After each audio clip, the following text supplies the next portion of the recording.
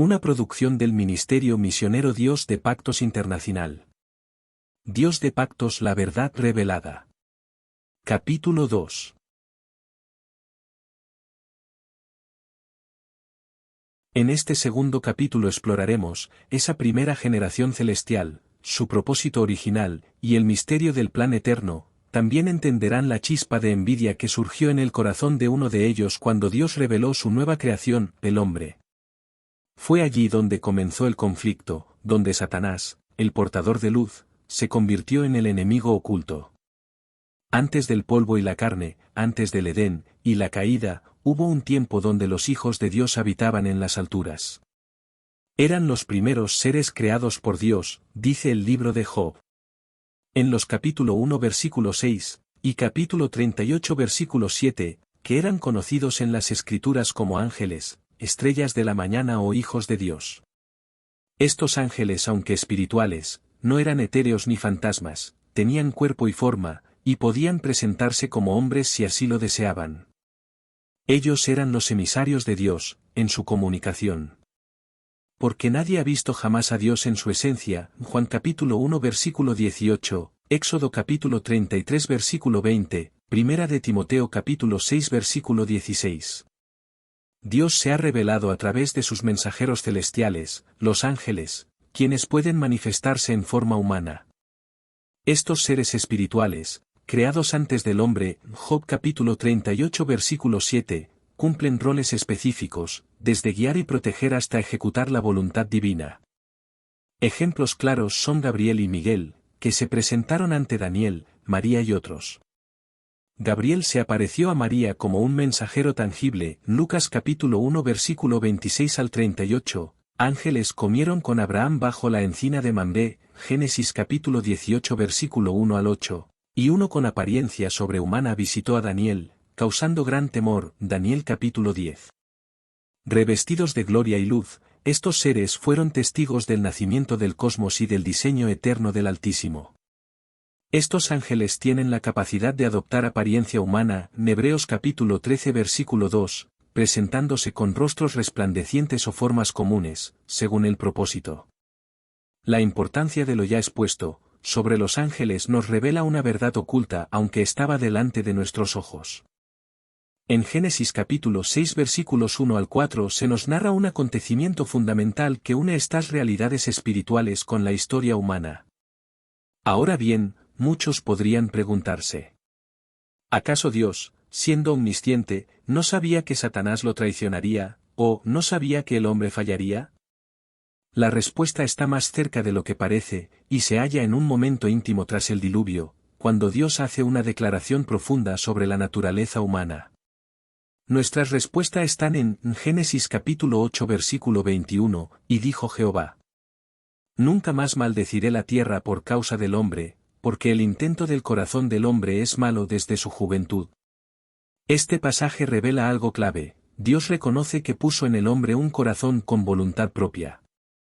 La creación fue hecha buena en gran manera, Génesis capítulo 1 versículo 31, pero también fue hecha libre, no robótica. Tanto ángeles como humanos fueron dotados con algo sagrado, un corazón que el mismo Creador decidió no controlar. Y esta es la razón que el nuevo y último pacto, la ley de Dios, que el mediador Jesucristo, las resumió en su esencia en dos, y con un asesor, como lo es el Espíritu Santo, está en nuestra mente y corazón. Por eso, aunque Dios sabía lo que podía ocurrir, no impidió el libre albedrío. El plan de redención no parte del control, sino del amor. El corazón del ángel que se convirtió en Satanás se oscureció por su elección. El corazón del hombre se torció por seducción. Pero en ambos casos, el juicio fue justo, porque la libertad fue real. Aquí cobra más fuerza entender Génesis capítulo 6 versículo 1 al 4.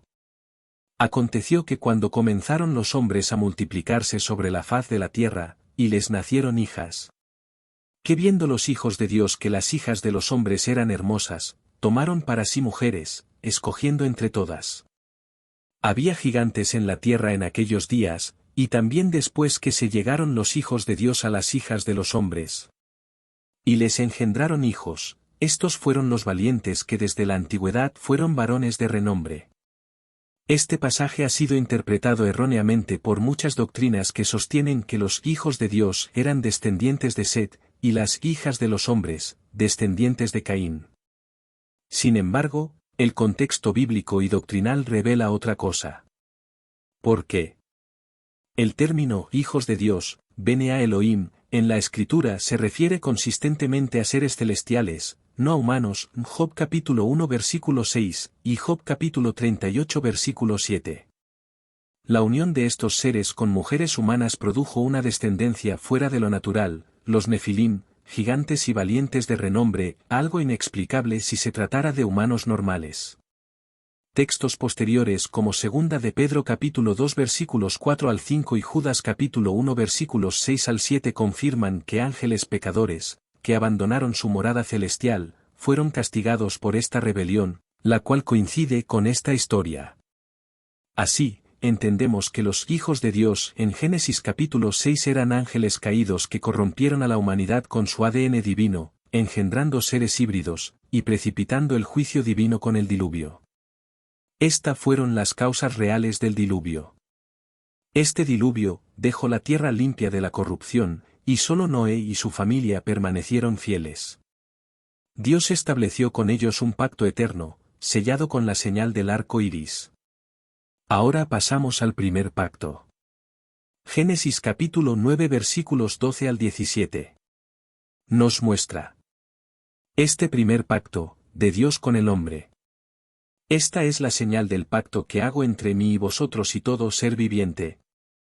Mi arco pondré en las nubes, y será por señal del pacto entre mí y la tierra. Este arco iris es el recordatorio visible de la promesa de Dios, nunca más destruir la tierra con un diluvio.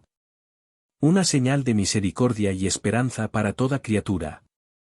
Noé y sus hijos, Sem, Cam y Jafet, fueron los nuevos patriarcas de la humanidad. Sin embargo, la corrupción que traían las nueras y hijos de Noé provocaron rebelión, y pronto resurgieron.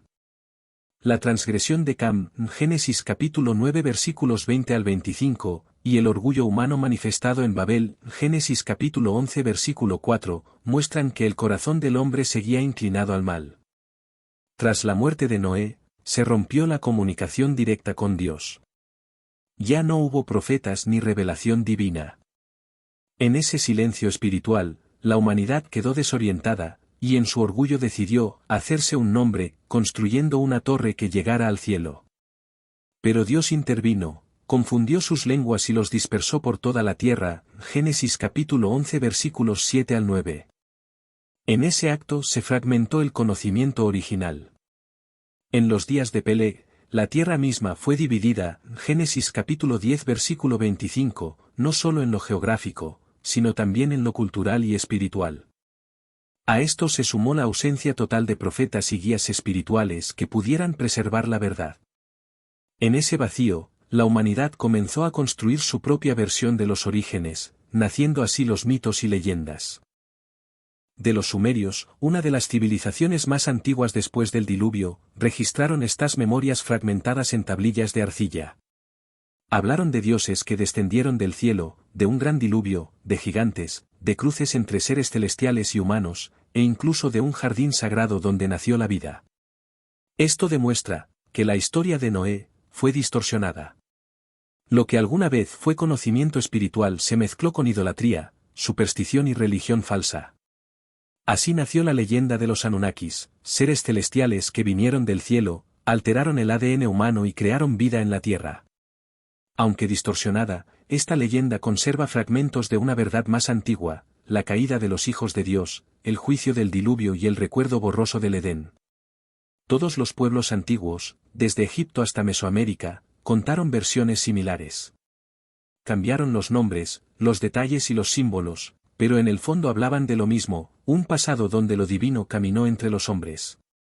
Y, en medio del silencio divino posterior al diluvio y la dispersión en Babel, mientras los hombres comenzaban a rendir culto a los llamados dioses del cielo, los Anunnakis de la tradición sumeria, Dios continuaba su plan y resaltó una figura diferente, Job, varón justo, temeroso de Dios y apartado del mal, Job capítulo 1 versículo 1.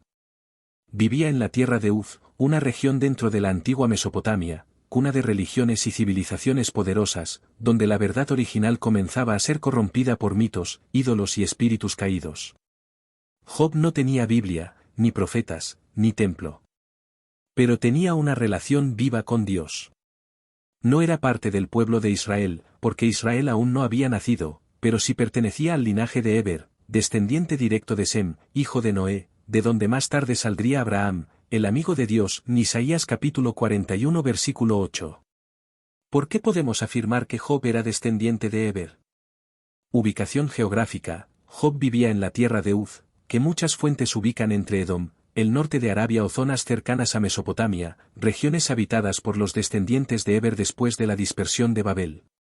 Job no adoraba ídolos, sino que ofrecía sacrificios a Jehová. Job capítulo 1 versículo 5, lo cual demuestra que conocía el modo correcto de acercarse a Dios, como lo había hecho Noé, y como se enseñaba en el linaje de Sem y Eber. Su vida se centraba en el temor de Dios, como también se describe que fue la actitud de Sem y sus descendientes fieles.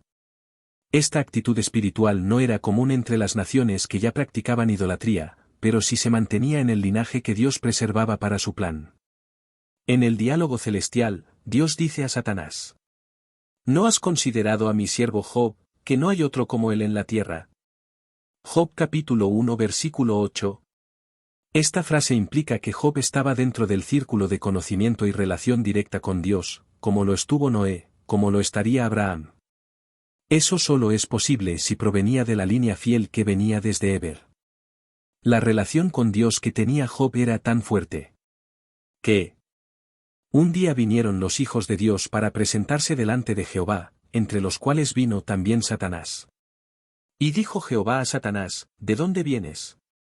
Respondió Satanás: de rodear la tierra y de andar por ella. Job capítulo 1 versículos 6 y 7. Este pasaje revela una verdad espiritual profunda: Satanás aún tenía acceso ante Dios.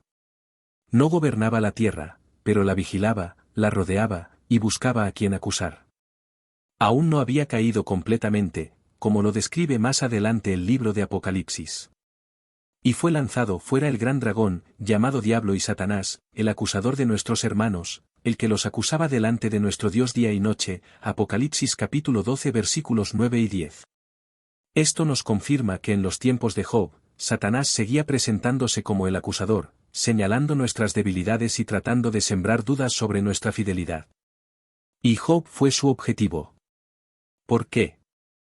Porque era justo en medio de un mundo que se estaba entregando a la idolatría. Incluso su esposa, bajo presión, le dijo: maldice a tu Dios y muérete. Job capítulo 2 versículo 9, reflejando que aun dentro de su hogar, la idolatría y la duda estaban presentes. Pero Job no cedió. Perdió hijos, bienes, salud, y aún así dijo: Jehová dio, y Jehová quitó, sea el nombre de Jehová bendito. Job capítulo 1 versículo 21. Y cuando no entendía lo que pasaba, no maldijo, clamó. Y fue entonces que Dios le respondió: ¿Dónde estabas tú cuando yo fundaba la tierra? Job capítulo 38 versículo 34. Dios no solo lo restauró, le reveló la majestuosidad de la creación, como no se la había revelado a ningún otro hombre antes. Porque aunque el plan visible aún no comenzaba, Dios ya estaba obrando en la tierra, y Job era prueba de ello. Mientras tanto, el linaje de Eber seguía su curso. Desde Noé hasta Eber, y desde Eber hasta Abraham, pasaron 7 generaciones, como un eco profético del nuevo comienzo. Y en Abraham, Dios ya no solo buscaría hombres justos entre las naciones, ahora formaría un pueblo, levantaría una promesa, y establecería un pacto eterno. Vete de tu tierra, a la tierra que yo te mostraré, y haré de ti una nación grande, y serán benditas en ti todas las familias de la tierra. Génesis capítulo 12 versículos 1 al 3. Y finalmente, Dios llamó a Abraham, el séptimo desde Eber, para comenzar una historia que cambiaría la humanidad, la redención por fe.